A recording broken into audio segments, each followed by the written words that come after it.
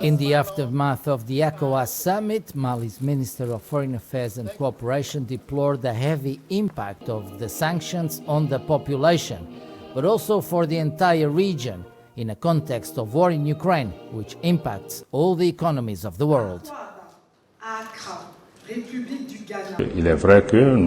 is true that we would have expected these sanctions to be lifted immediately. I think we have to be a little patient. We are in a dynamic that will enable us to achieve this in a few weeks. All the participants are in this dynamic, and we must also remember that the few weeks that separate us from this decision must be used to ensure that we Malians remain calm. Let us avoid responding to provocations. Let us really avoid falling into the traps that are set here and there. What seems to me to be important is that the final conclusions of this summit take into account the proposals of the government of Mali, and the same proposals take into account the aspirations of the Malians for security reforms, political and institutional reforms in a 24-month transition period that should end in March 2024. ECOWAS has postponed its decision on the proposed transition period in Mali until the next summit on July the 3rd.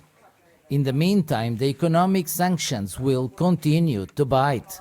A large majority of the delegations of heads of state present at the summit also noted the negative impact of these sanctions on the population, and above all the need to be able to lift them quickly in order to strengthen the transition process in Mali, but also to strengthen the regional economic framework, which is currently suffering from this situation, in order to ultimately strengthen peace and stability in our region. ECOWAS is calling for a transition period of 16 to 18 months, as opposed to the 24 months proposed by the Malian authorities. We have always said that it was important to reform the electoral system, and the draft electoral law has already been submitted to the National Transitional Council. This draft electoral law also includes the issue of a single election management body, so that is an important element. The other element is the writing of a new constitution, and the rest of the parameters is the organization of the various polls at local, regional and communal level, but also the organization of legislative elections, which must take place towards the end of the transition process, followed by the presidential election. Sanctioned by ECOWAS, the Malian authorities seem to benefit from the support of the population, whose resilience was praised by Abdoulaye Diop. For us, the most important thing is to bring Malians together.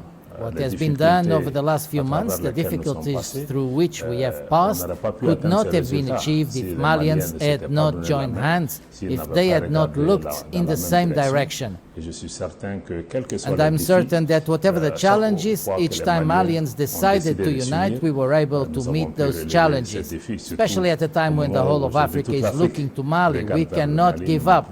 We must remain serene.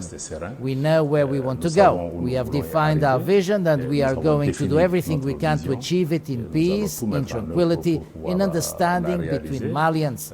And really, the main objective today is to create the security conditions to be able to organize these elections. Les conditions sécuritaires pour pouvoir organiser ces scrutins.